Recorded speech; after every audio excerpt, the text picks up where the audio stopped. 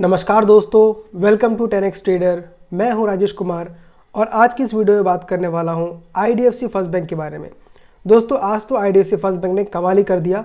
जहां पर ये कई महीने से हमको अच्छा खासा डाउनफॉल दिखा रहा था, आज इसने हमको लगभग 5.5% तक का अप मूव दिया है और इसका जो क्लोजिंग है वो 59 के ऊपर हो गया है, यानी 60 के आसपास इसने क्लोजिंग दिया है।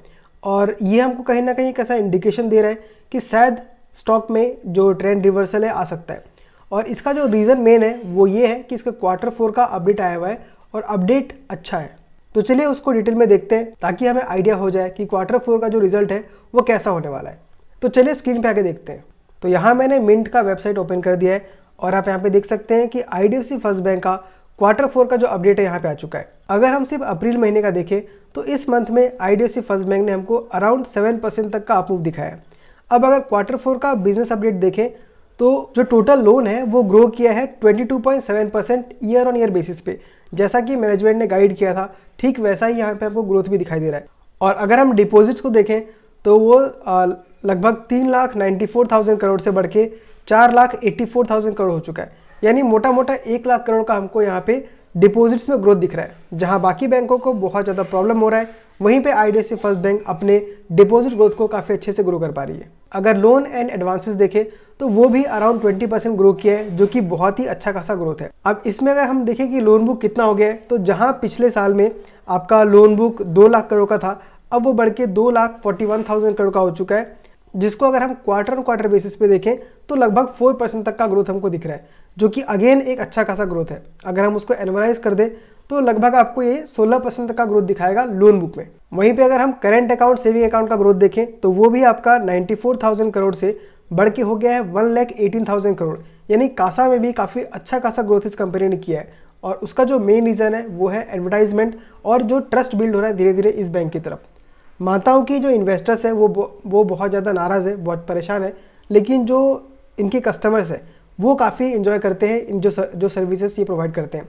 उसी की वजह से डिपॉजिट बहुत ज़्यादा बढ़ते हुए हमको नजर आ रहा है। और अगर हम कासा रेशियो देखें तो वो 46.9% है, जो कि बहुत ही कंफर्टेबल है, बहुत ही अच्छा है। अच्छे बैंकों का 45%, 46% रहता है, जो कि इस बैंक का भी है। और यहाँ पे बैंक ने एक और रेशियो यहाँ पे पेश किया है जो कि क्रेडिट टू डिपॉजिट रेशियो है, जो कि 93.8% है। तो ये मतलब क्या होता है कि आपने टोटल लोन कितना दिया और आपके पास टोटल डिपॉजिट कितना है, तो ये रेशियो आपका जितना कम रहेगा उतना बेटर रहता है। मान लीजिए एक तरीके से ये बैंक का डेट टू इक्विटी दिखाता है, तो ये जितना कम होगा उतना बेटर होता है। तो यहाँ पे 93% को देख के डरिएगा मत, क्योंकि बैंक का काम ही ये है कि वो लोन लेके दूसरे को लोन देती है। तो यहाँ पे हमको 100% या 150% कंफर्टेबल होता है, उससे ज़्यादा नहीं होना चाहिए। तो आप यहाँ पे देख भी रहे हैं कि पिछले साल में जो कि 98% चला गया था, वहाँ से घट के 93.8% पे आ चुका है क्रेडिट टू डिपॉजिट रेशियो, जो कि अगेन इस बैंक के स्टेबिलिटी को दिखाता है। तो ये तो हमने Q4 का अपडेट देखा। अब सुमित बगाड़िया बोल के जो एक ब्रोकर है, उन्होंने उनका व्यूज़ क्या है वो एक बार देख लेते हैं। तो यहाँ पे देखिए क्या बोला है, once IDFC first bank share gives a decisive breakout above 60 on closing basis, we may expect the banking stock to touch 70 a piece soon।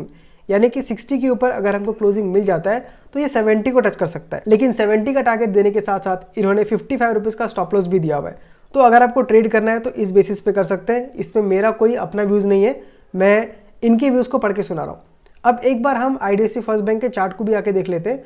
तो हम देख सकते हैं यहाँ पे क्लियरली एक अच्छा खासा कैंडल बना है, इनफैक्ट बहुत बड़ा कैंडल बना है। कई महीनों बाद हमको ऐसा कैंडल देखने के लिए मिला है और ये हमको 60 के ऊपर क्लोजिंग होते हुए दिखा रहा है, 60.36।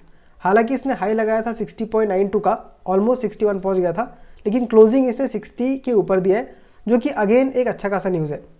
ये जो ब्लैक लाइन आप देख रहे हैं, ये ब्लैक लाइन आपका 50 डेज़ का मूविंग एवरेज है। तो इस बार हमको क्लोजिंग भी 50 डेज़ के मूविंग एवरेज के ऊपर देखने के लिए मिल रहा है। तो अभी हम इस पॉइंट पे तो नहीं बोल सकते कि IDFC फर्स्ट बैंक का रिवर्सल यहाँ से हो गया। हमें वेट करना चाहिए Q4 के रिजल्ट का। अगर वो अच्छा आता है तो यहाँ से बैंक काफ़ी अच्छा खासा मूव कर सकता है और मेरे ख्याल से वापस 70-80 को टच कर सकता है। तो IDFC फर्स्ट बैंक के बारे में एक छोटा सा अपडेट था जो कि मैंने आपके साथ शेयर किया। एज ए डिस्क्लेमर मैं बोल देना चाहता हूँ कि IDFC फर्स्ट बैंक में मेरे पास काफ़ी अच्छे खासे अमाउंट में शेयर पड़ा हुआ है और मेरा एवरेज भी काफ़ी कम है। अराउंड 51 के पास मेरे पास 5,000 शेयर्स है, तो मुझे फिलहाल प्रॉफिट उसमें अच्छा खासा हो रहा है और मैं उसको फिलहाल एग्जिट नहीं करने वाला हूँ। मेरा टारगेट जब 100 को पार कर जाएगा, 120 टच करेगा, उस टाइम पर मैं अपना जो कैपिटल इन्वेस्टेड है वो आराम से निकाल लूँगा और बाकी कैपिटल को छोड़ दूंगा लॉन्ग टर्म के लिए। आप अपने व्यूज़ मुझे बताइए कि IDFC फर्स्ट बैंक के बारे में आप क्या सोचते हैं। तो आज की वीडियो में इतना ही। मैं मिलता हूँ आपसे अगले वीडियो में किसी अगले स्टॉक के साथ।